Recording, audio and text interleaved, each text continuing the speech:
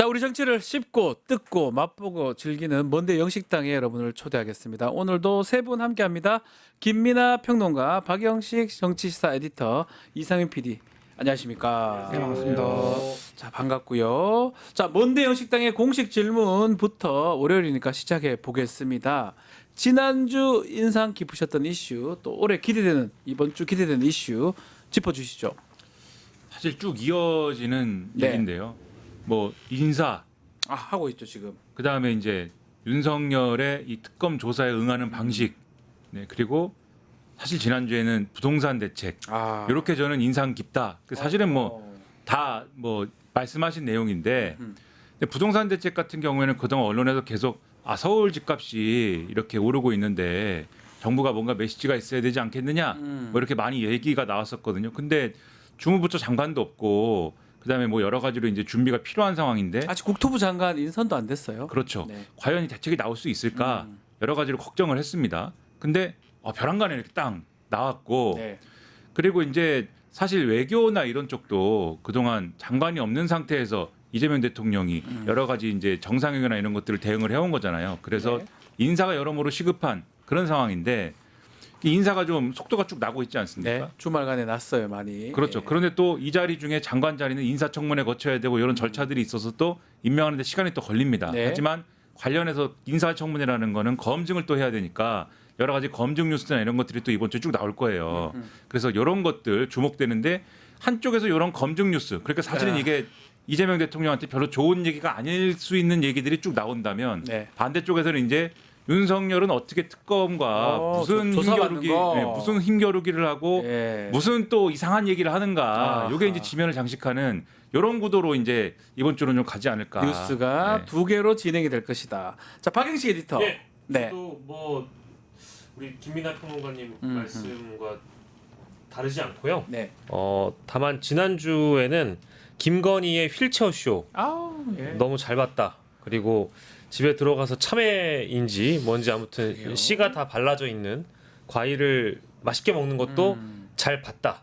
그래서 김건희와 윤석열이 함께 만들어가고 있는 네. 특검에 대비한 쇼쇼쇼 네. 너무 재밌게 보고 있다. 이제 네. 이 말씀을 좀 드리고 싶고 아하. 이따 뒤에도 얘기를 하겠습니다만은 윤석열이 특검을 대하는 방식이 또 이번 주에 뭐 주말 사이에도 나왔고 그러니까요. 이번 주에도 이제 2차 조사가 이루어지면서 계속 반복적으로 등장할 텐데 과연 그 쇼의 어떤 뭐랄까 행태가 어느 정도로 추해질까? 이제 요게 또 저는 관심거리이긴 합니다. 아마 저는 윤석열을 보면 이제 앞으로 김건희가 할 행동까지도 우리가 예측할 수 있다. 네. 동일한 방식으로 이 부창부수답게 이 특검 조사를 임하지 않을까 싶고요. 또 기대가 되는 거는 이제 이재명 대통령이 지난주에 시정연설도 이제 처음으로 했고 뭐 예상하지 못했던 방문 중에는 이 광주에 가서 타운홀 미팅을 하기 전이었죠. 이제 소록도를 방문하신 거. 이제 이런 거는 굉장히 보기 좋은 모습이라 뭐 이번 주에 민생 행보도 함께 또 기대가 된다는 말씀 드리겠습니다. 자, 우리 이상민 PD 누구 목소리로 오늘 영식당 문을 열어주시겠습니까? 네, 오늘은 아주 마이너한 분을 또 모시겠습니다. 정광훈이야. 정강훈이지. 아니 성북구 장인 19역 이 개발을 내를 빼고 간다 이 말이야. 이 나쁜 자식들 말이야. 성실하게 내 이 말을 했는데 아니 500억을 왜 안 주고 어이가 없단 말이야. 내를 죽이면 4.19보다 더 큰 혁명이 일어난단 말이야. 알박기를 그럼 실패하신 거네요. 꼼짝 마 알겠습니다. 지금 그렇게 하지 말란 말이야. 박영식 지옥 가고 싶어. 윤석열 대통령 이거 보고 계시죠? 이 방송 목사님이 없으면 나라가 망한다 이렇게 이해했어. 그치야? 예. 아유, 인상은 좀 핀 걸 얼굴을 좀 갖고 왔어요. 아니 얼굴 김영민이하고 똑같이 생겼어. 기분이 나빠. 꼼짝 마. 나한테 까불면 죽어. 김용희 목사 말하는 겁니까? 그리고 예. 그리고 저기 좋아요를 좀 눌러줘. 지금 예. 1,700명 보고 있는데 지금 2,000명이에요. 2,000명 보고 있는데 좋아요 500이야. 나머지 허수야 뭐야. 이게 부정선거입니다 여러분. 이게 뭔 부정? 일부러 그것도 하는 거예요? 네. 입으로도 하시네요. 어쨌든 제가 봤던 뉴스는 네. 현장감 있다. 정광훈 목사의 사랑제일교회가 오. 그 개발에서 빠지고 네. 예 나머지 부분만 이제 개발에 들어갔다. 워낙 그 예. 하니까 실패해 버렸네. 네 그렇습니다. 네, 둥둥둥둥. 네. 알바키 실패인가요 그러면? 그렇습니다. 아유, 예. 서운하겠어요. 그냥 진작에 좀 하지. 자, 특검 얘기 좀 해보겠습니다. 지난 주말간에 윤석열 특검 조사 얘기가 좀 많았었는데요. 특히 조사자를 바꿔달라라고 요청하면서 3시간 넘게 조사를 거부하는 파행. 어떻게 보셨어요, 첫 특검? 조사를 왠지 순순히 받는다 싶었어요. 저는 뭔가 있을 것 같았는데 아니나 다를까 가자마자 그냥 아침에 잠깐 조사 받고 오후부터는 그냥 안 받았던 것 같아요. 그러니까 이게 뭐 황당한 건데요. 예. 그러니까 애초에 윤석열은 특검 조사에 응할 마음이 전혀 없었죠. 그렇게 보여요. 예, 그러니까 최대한 시간을 끌 수 있을 만큼 끈 다음에 그 다음에 자기가 최대한 어떤 유리한 방식의 그런 걸 조금이라도 이제 해야겠다. 이 법꾸라지의 침대 축구 전술 이렇게 이제 들어갔었는데 그래서 처음에는 특검법이 위헌이다. 그래서 나는 헌법재판소에 가가지고 판단을 받아봐야 된다. 이런 얘기를 해서 그래서 특검이 체포영장을 그럼 청구할게요. 이랬더니 저는 특검 조사를 열심히 받겠습니다. 이렇게 된 거 아닙니까? 예. 그때 특검 조사를 열심히 받는다더니 아까 말씀하셨듯이 뭐 이게 뭐 나는 지하 주차장에 가야 된다는 둥, 뭐가 어쨌다는 둥 밀고 당기기를 말이 하지만 많아요. 밀당이 아니에요. 제가 뭐 그냥 우기는 것 같아요. 그렇죠. 뭐라도 걸리면 거기서 트집 잡으려고 그런 느낌입니다. 그렇죠. 결국 뭘 의도하는 거냐? 예. 이 특검이 부당한 특검이다. 나에 대해서만 이렇게 아주 내가 분명히 지하 주차장으로만 들어가게 해주면 네. 거기 뭐가 있는지 모르겠지만 거기로만 들어가게 해주면은 심야 조사도 받고 묵비권 행사도 안 하고 조사를 정말 성실하게 받는다 했음에도 불구하고 그 지하 주차장 하나를 안 열어줘가지고 내가 이렇게 부당한 취급을 받고 있다. 이 얘기를 하면서 이제 조사받으러 들어간 건데 네. 들어갔더니 경찰이 날 조사한다 이거예요. 근데 뭐 경찰이 조사할 수도 있고 이게 이 수사의 필요성이 있으면은 얼마든지 거기 조사하면 못 돼요. 그렇죠. 그 질문하는데 답만 하면 될 거 아닙니까? 네. 근데 그 경찰이 나를 부당하게 이 부당한 체포영장을 집행하는 데 있었던 그러한 경찰이다라면서 이것을 거부했는데 지금 특검 얘기는 사실관계도 안 맞는다는 거 아닙니까? 그렇죠. 그 사람도 아니라는 거죠. 그렇죠. 그런 사실관계도 안 맞는 데다가 지금 언론들의 해석 중에 일부는 이 검사 출신이라서 경찰을 싫어하는 거냐 이런 얘기까지 나올 정도로 그런 얘기까지 나오면 뭐예요? 이거는 근거가 없으니까. 근데 결국은 어떤 겁니까? 나를 망신 주게 하려고 급도 안 되는 경찰에게 조사에 임하게 만들어 가지고 이건 나에 대한 어떤 모욕 주기 즉 수사를 하는 거 아니냐 뭐 이런 얘기거든요. 나는 그리고 피해자다 이렇게 주장을 하는 건데 트집 같아요. 이런 얘기가 과연 먹히겠습니까? 네. 전혀 먹히지 않는 것이고 계속해서 이런 식으로 내가 뭔가 부당한 대우를 받고 있다라고 주장하고 싶겠지만은 그러면 그럴수록 국민들의 속만 터져가지고 네. 전혀 원하는 바를 이루지 못하게 될 것이다. 뭐 하고 싶은 말씀 있어요? 아니 이거 보세요. 뭘 아니 보세요. 경찰이 제가 그 얼굴 좋아졌네. 고발한 그 경찰이 저를 조사하겠다. 이게 말이 됩니까? 네? 말이 되냐고. 말 뭐? 그리고 그 뭐 5시간 조사 이거는 15시간 뭐 이렇게 붙잡은 이거는 말이 안 되는 겁니다. 이거는 여러분들 다 아실 겁니다. 뭘 알아요? 법조인이니까 잘 아실 겁니다. 몰라요. 법조인들은 이래서 문제입니다. 저기 인권 침해입니다. 이런 거는.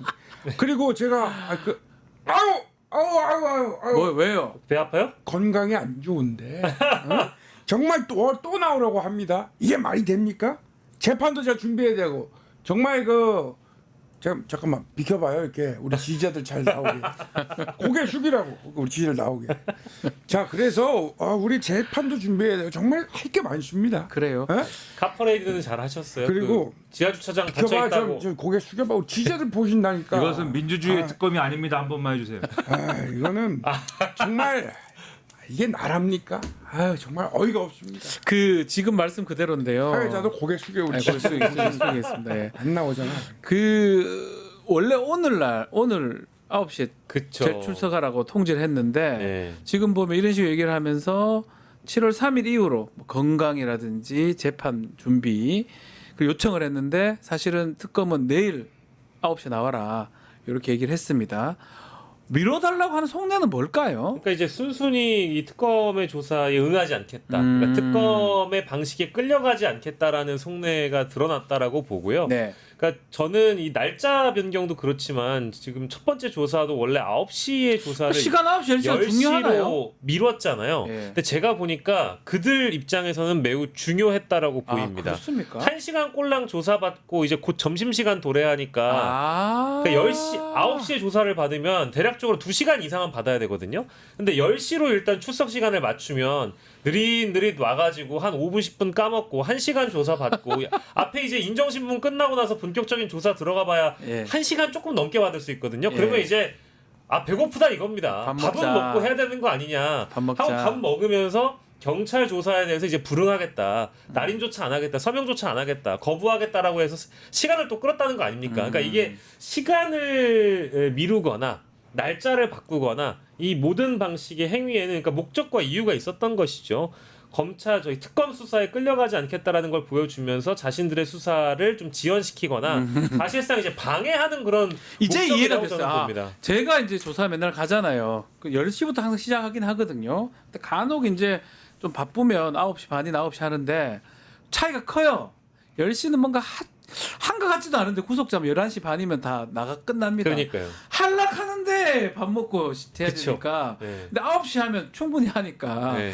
나 지금 오늘 들어보니까 이해가 좀 되네요. 그러니까 아마도 근데 특검 쪽에서도 네. 그런 날짜에 대한 지정이나 시간에 대한 지정이 윤석열이 이렇게 할 줄 알고 던지는 것 같아요. 그러니까 가령 예를 들면 날짜를 바로 월요일 오전 9시로 처음에 던졌을 때 윤석열이 7월 3일 이후로 미루지 않았습니까? 예. 그러면 이제 본인들도 배팅할 수 있는 명분이 되는 거죠. 그러면 우리가 당신의 사정을 봐줄 테니까 7월 1일로 하자 그러면. 그러니까 7월 1일 내일. 그럼 이걸 또 이제 윤석열이 이제 2차 입장문이나 의견서가 아직 나오진 않았습니다만은 아마 이걸 또 지연시키거나 시간을 살짝 미루는 정도로 또 한 번 딜을 할 가능성이 있다고 보는데 저는 이제 윤석열도 이걸 반복적으로 하다 보면 결국 구속의 명분을 주는 것밖에 되지 않기 때문에 제가 보기에는 특검 쪽에서도 윤석열의 이런 행위 자체들을 네. 다 예상하고 던졌던 거 아니었을까라는 생각이 좀 듭니다. 말씀처럼 주요 국면마다 거부, 반항, 트집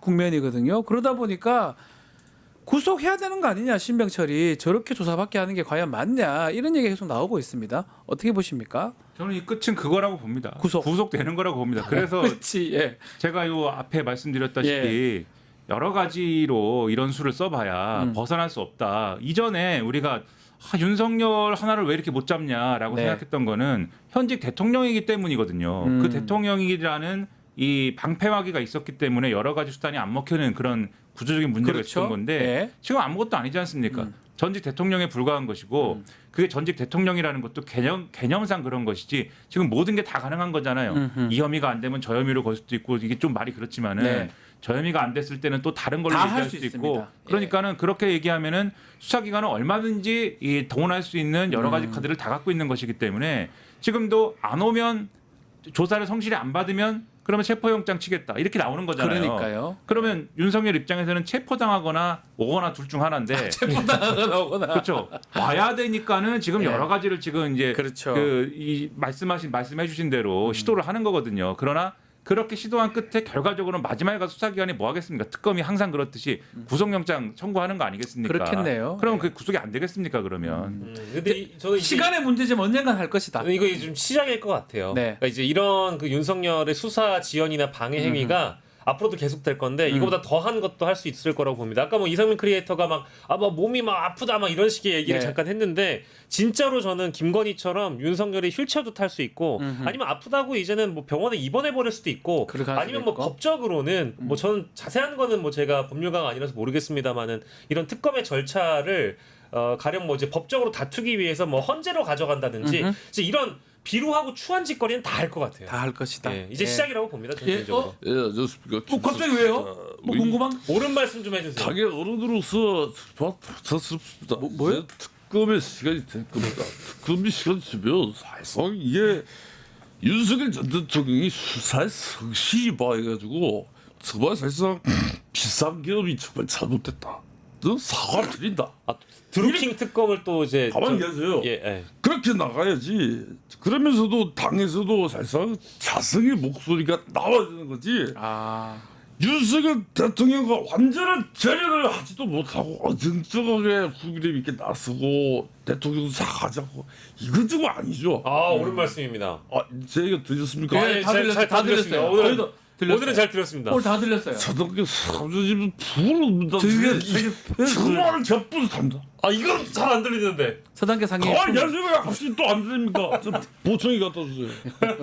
그 풍어를 웃는다. 다 이제 제 말 들으니까. 아무튼 윤석열과의 손절까지 잘 들렸습니다. 옳은 그 말씀. 절연을 이루지 못하니까 우리나라 이모한 아니에요, 저. 예, 그래서 공감합니다. 예. 비대위원장 하자. 비대민주 그게 주기 아닙니다. 지금 자선거 성찰의 타이밍을 자꾸 놓치고 있잖아요, 지금. 알겠습니다. 참 안타깝습니다. 자승과 승차는 잘 자승. 들었습니다. 자선거 성찰 거 해야지.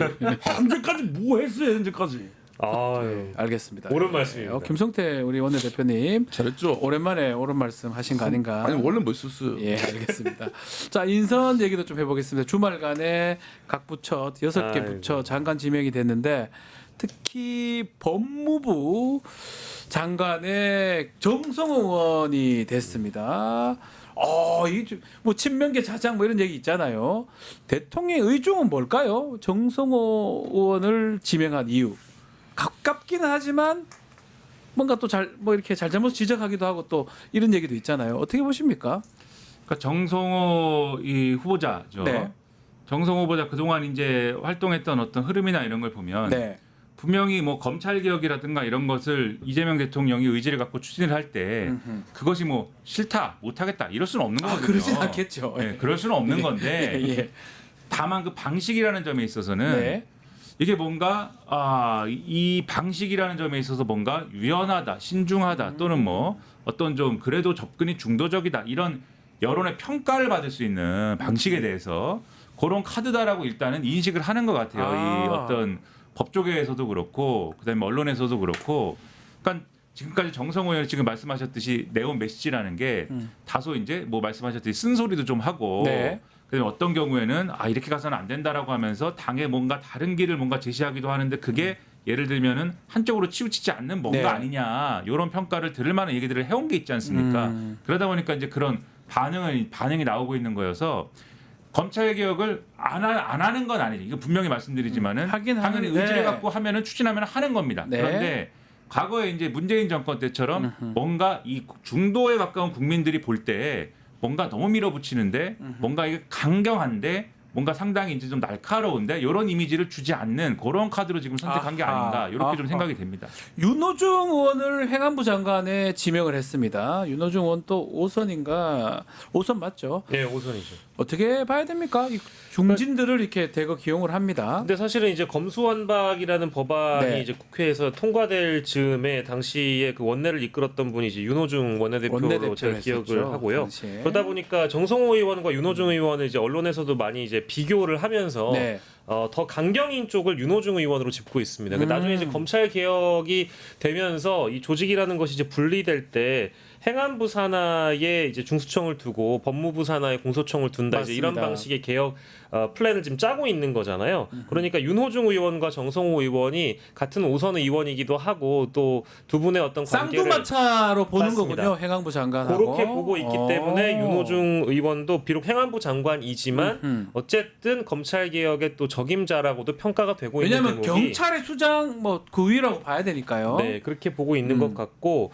이게 정치인 출신들이 이번 인선에 뭐 적지는 않잖아요. 네. 근데 행안부 장관과 법무부 장관의 경우에는 다선 중진을 택하면서 인사청문회 통과가 당연히 쉬워야 한다. 이제 요 대목도 일단 짚은 것 같고 인사청문회. 검찰 개혁이라는 측면에서 봤을 때 법무부 장관, 행안부 장관 그리고 뭐 민정수석, 민정비서관, 사법제도 비서관 등등의 인물들이 이제 주로 이 검찰 개혁을 다루게 될 텐데 골고루 잘 분포가 되어 있었던 것 같아요. 그래서 법무부 장관과 행안부 장관은 정치인 출신이지만 민정수석은 검찰 출신이고 사법제도 비서관은 이게 교수 출신이시더군요. 교수를 했어요. 아주대 네. 저기 법학전문대학원 교수님이시고 민정비서관은 그 이태영 변호사라는 분이 이제 맡고 있는데 이렇게 보니까 골고루 잘 분포가 되어 있는 것 같다는 생각이 좀 들어서요. 쌍두마차가 장관으로서 잘 이끌고 그 휘하에서 검찰을 잘 아는 민정수석이 이제 칼의 역할을 한다고 봐야 될 것 같고요. 네. 또 마찬가지로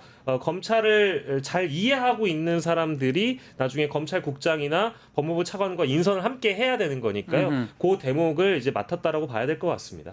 자, 뭐 누군데요? 김문수가 왜 나와? 누가 갑자기 나오는 겁니까? 이거 예, 김기현입니다. 김기현이 왜 나와요? 정말 장관 인사라더니 정말 염치가 없는 정말 후한무치한 인사예요. 이 그래요. 법무부는 찐명을 안 치고 행정안전부에는 여당 의원을 또 안 치고 이건 수사권 오남용을 하겠다는 선언이죠.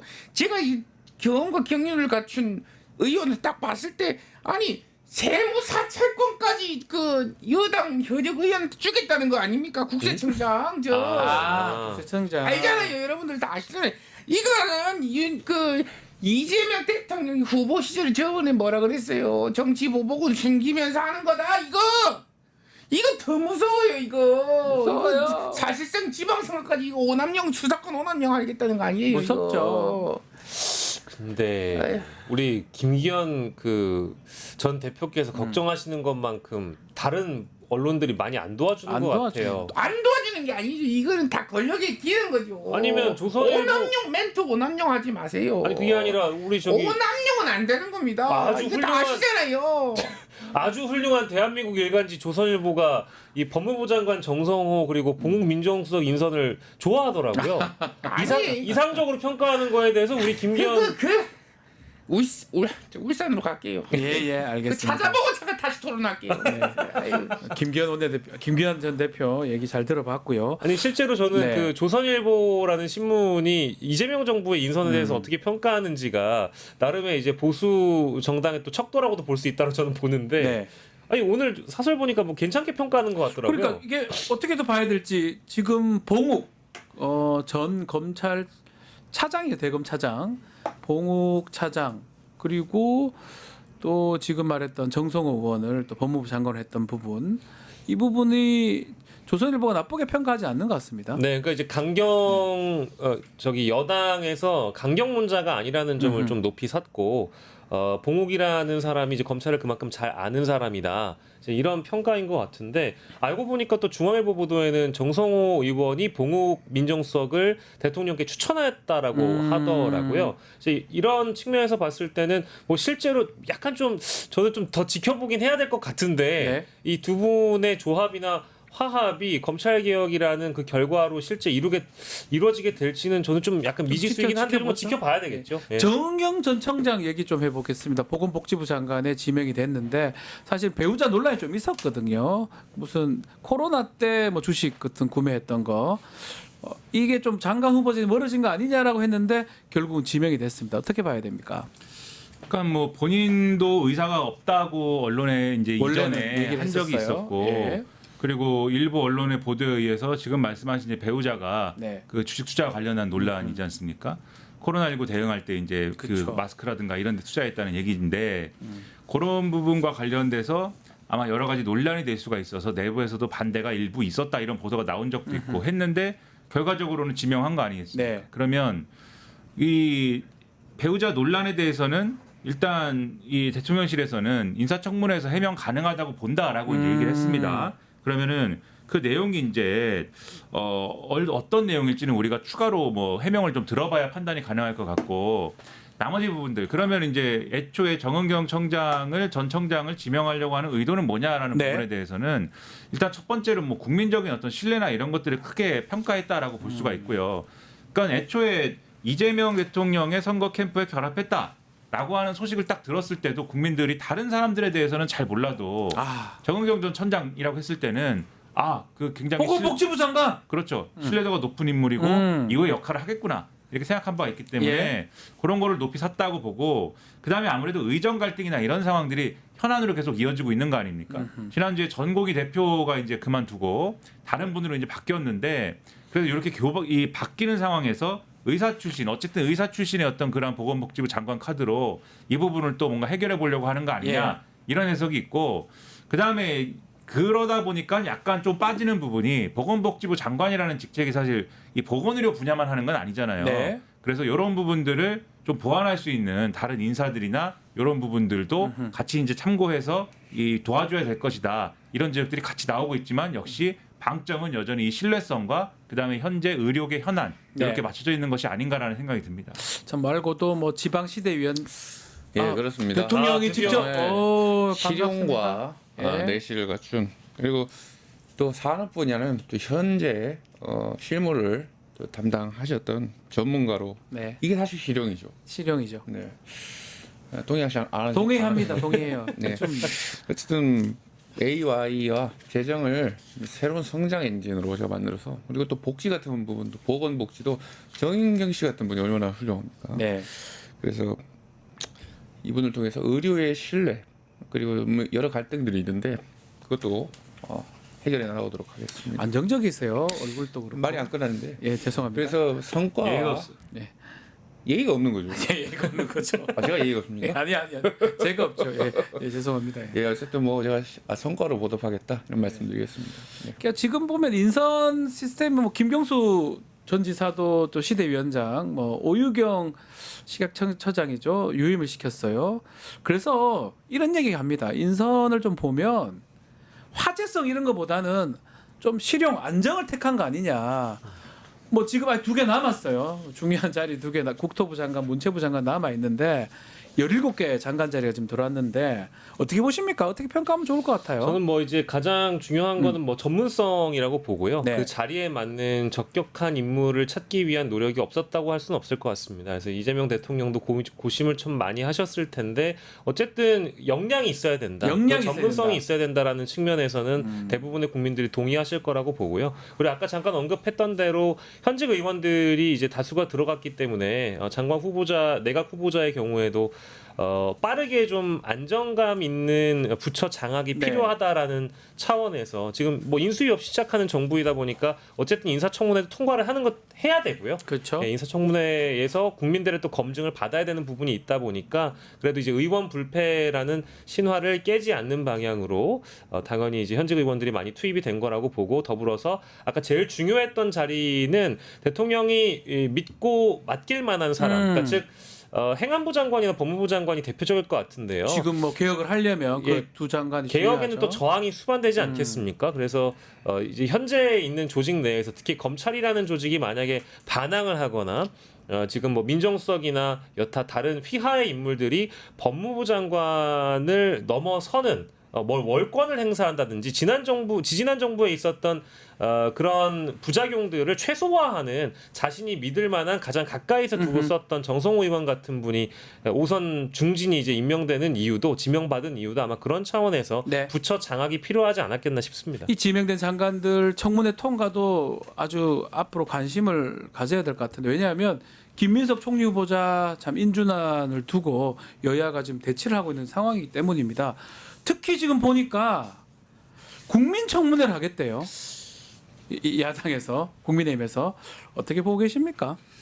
국민청문회라는 네. 거는 사실 실질적인 뭐 권한은 전혀 없는 거고 일종의 여론전을 하겠다는 여론전 건 하겠다는 아닙니까? 거겠죠? 네. 근데 저는 보면 볼수록 이 여론전이 실제 김민석 총리 후보자에 대한 대응이라기보다는 자기들끼리 어떤 경쟁이 아닌가. 자기들끼리 경쟁이다. 왜냐하면 전당대회를 이제 예. 앞두고 있어서 다들 이제 마음은 콩밭에 가 있는 거 아닌가 이런 예. 생각이 들거든요. 아. 그래서 뭔가 이제 경쟁을 해야 되는데 그 경쟁에 본격적으로 들어가야 될 어떤 들어갔을 때 나올 소재라는 게 예. 사실 별게 없어요. 소재가 뭘 얘기하겠습니까? 그러니까는 얼마나 지금 열심히 그 일종의 여당을 상대로 그리고 지금 정부를 상대로 얼마나 열심히 싸우고 있는가를 보여줘야 되는 국면입니다. 그래서 천막도 치고 네. 김밥도 먹고 주스도 먹고 이제 이렇게 하고 있는 거거든요.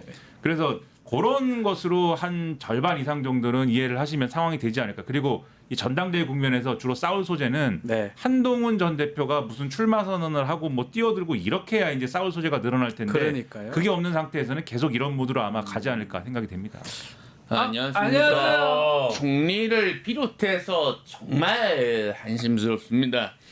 정말 그야말로 러브버그 아시죠? 요즘 너무 많이 날아다니는데요. 정말 러브버그가 우습습니까? 아니요. 그래서 정말 러브버거처럼 전과자는 전과자끼리 만나는 것 같아요. 모든 인선이 다 전과가 있지 않습니까? 그 대통령의 그 참모들이다 뭐 이런 생각이 들고 제가 요즘에 아주 급합니다. 발빠르게 움직이고 저 종교가 사실 캐톨릭인데요. 캐톨릭. 예. 개그 하나 하겠습니다. 네. 세상에서 가장 급한 교회가 어딘지 아세요? 가장 급한 교회요. 급한 교회. 정답은 응급처치. 처치. 응급 처치. 네, 재미없나요? 김민하 평론가 웃지 않습니다. 그래서 네. 저분은 원래 웃지 않죠. 네. 우리 박민하 평론가님 웃지 김민하입니다. 않습니까? 그래서 하나만 더 할게요. 네. 별의 순간을 잡아야 합니다. 철수 씨 그래서 자제하세요. 별을 갖는다를 두 글자로 뭐라고 합니까? 별의 순간을 잡기 위해 별에 닿는다요? 그걸 두 글자로요? 네? 네? 우리 김영식 씨 껴들지 마십시오. 별을 철수요. 철수. 예, 어? 네? 철수. 두 글자로 이번에도 철수. 갯벌입니다. 벌. 갯별. 네. 갯별. 나이는 많은데 젊은 과일 뭔지 아세요? 나이는 많은데 젊은 과일이요? 네. 모르겠어요. 정답 철수. 영감. 영감. 왜 불러? 네. 감사합니다. 우리 재갈미나 평론가님은 이해 못하시는 것 같아요. 재갈미나. 네. 김철수 씨 자제하십시오. 우리 이지훈 개그는. 변호사님 진행해 주세요. 알겠습니다. 네. 저도 뉴스 토요일은 가수죠. 알겠습니다. 자 마지막으로 이제 지금 우원식 국회의장은 7월 3일날 본회의 열고 요때는 표결돼야 된다. 총리 인준안. 극적인 이 사이에 합의는 이루어질까요?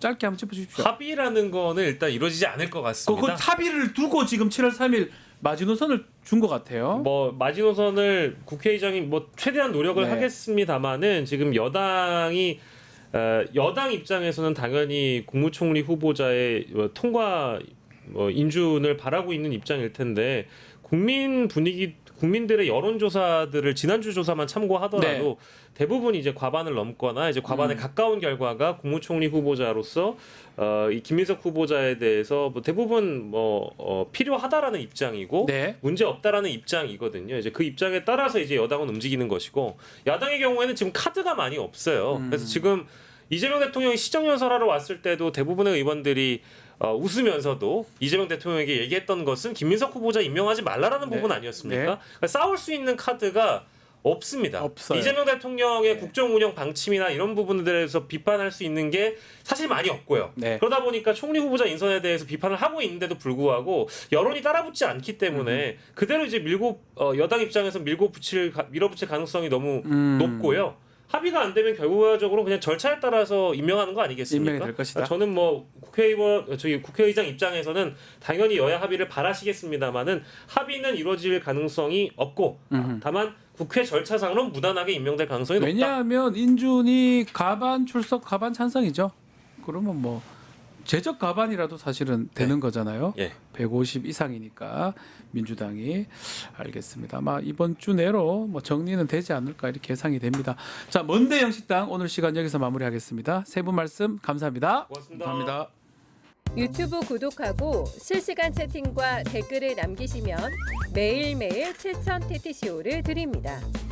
참여 방법은 통통물 어플을 다운로드하고 회원가입과 로그인을 해주세요. 마이페이지에서 나의 회원 고유 번호를 복사해주세요. 유튜브 구독 후 실시간 채팅이나 댓글창에 고유 번호를 한 번만 입력하면 준비 끝! 지금 유튜브 채팅과 댓글 쓰기 참여하고 7,000TTCO 받아가세요.